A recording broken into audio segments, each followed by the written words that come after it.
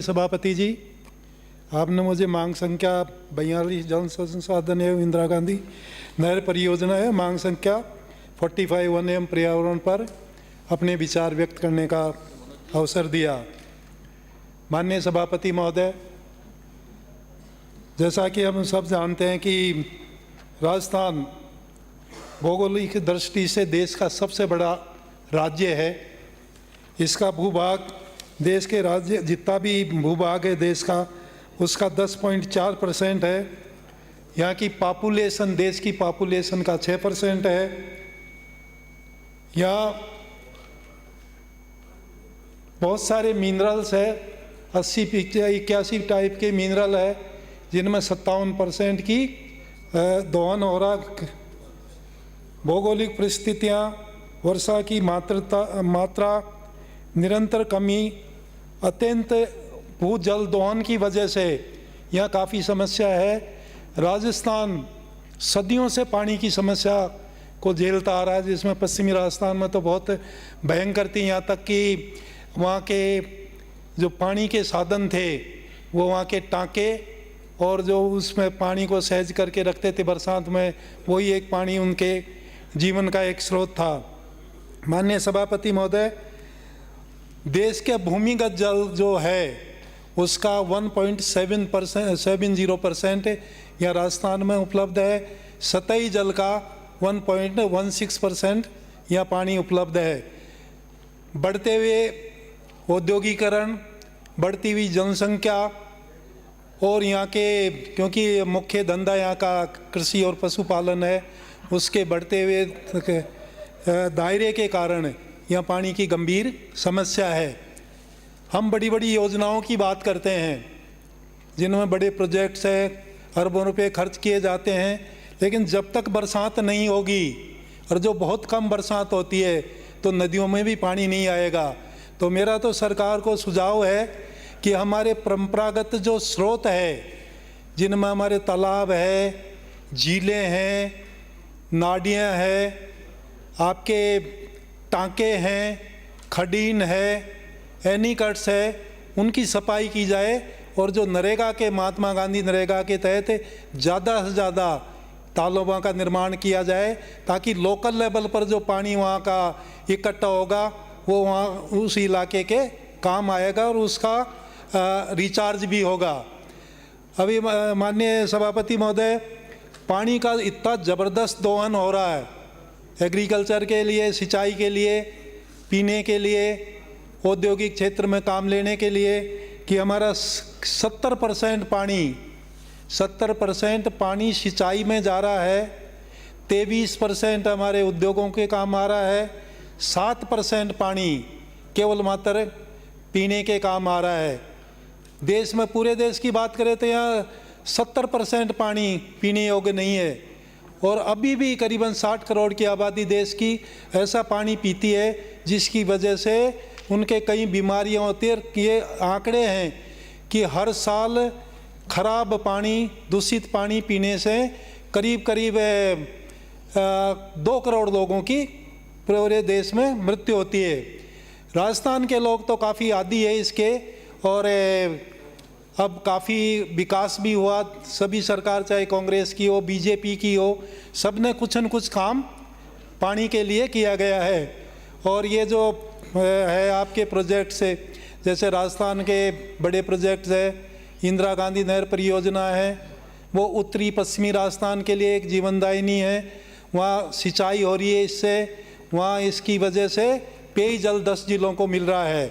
उसकी वजह से उस इलाके में काफ़ी खुशहाली आई है। वहाँ उद्योग धंधे लगे हैं, वहाँ के लोग आवागमन वहाँ बढ़ा है।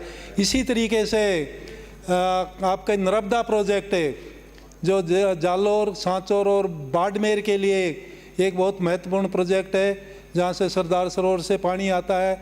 इसी तरह से ERCP एक बहुत महत्वाकांक्षी योजना है, परियोजना, जिसके बारे में काफ़ी माननीय सदस्यों ने अपने विचार व्यक्त किए। मेरा भी ये मानना है कि इसकी पानी की जो डिपेंडेबिलिटी 50% पर है, अगर देकर उसका समझौता होगा तो निश्चित रूप से 21 जिलों को पेयजल के लिए और बहुत कम पानी माइनर इरिगेशन, फव्वारे, ड्रिप, इसके लिए पानी मिल पाएगा। अगर 75% पर होता है तो फिर कोई देख ना संभावना नहीं है कि वहाँ से इरिगेशन हो।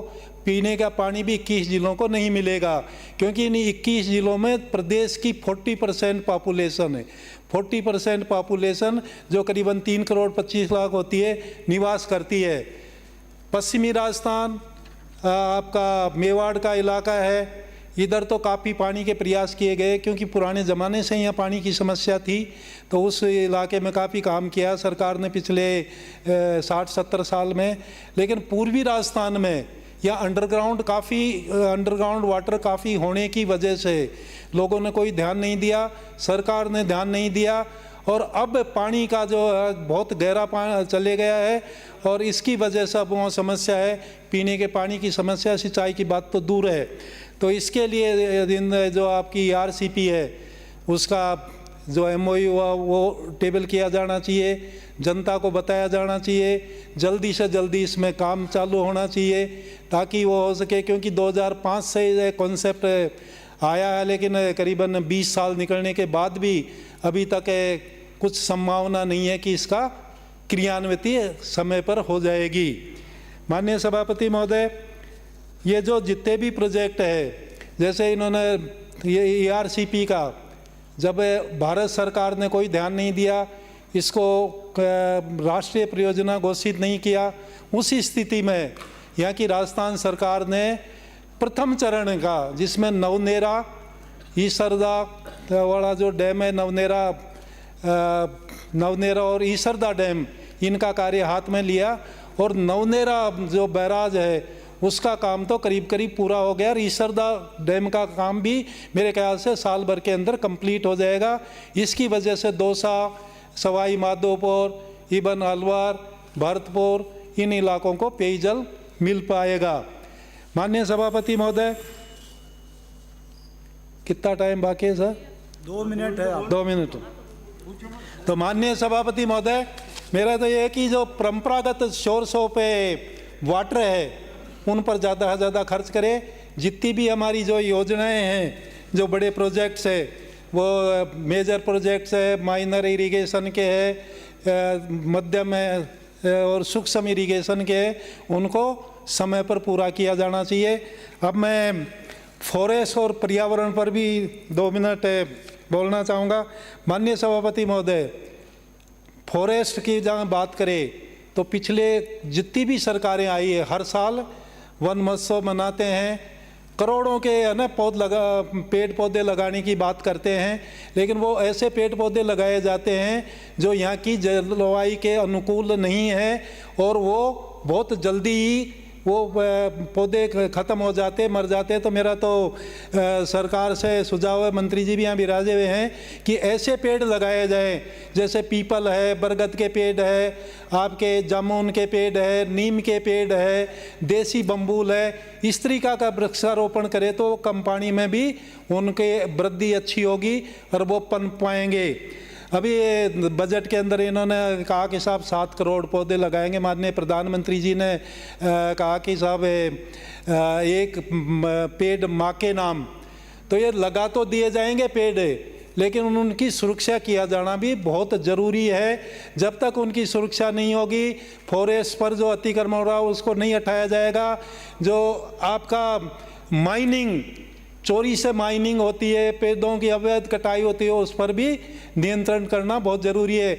इसी तरीके से पर्यावरण के लिए ज़रूरी है कि ये पॉलीथीन बैग है, प्लास्टिक की जो फैक्ट्रियाँ, उनको बंद किया जाए, क्योंकि इनको जो दूर फेंक दी जाती है यूज़ करके, उसको हमारी जो गायें जो घूमती रहती है बेचारी बेसहारा, वो खाती है और उनकी मृत्यु होती है। तो माननीय सभापति महोदय, मेरा तो आपने समय दिया उसके लिए बहुत बहुत धन्यवाद।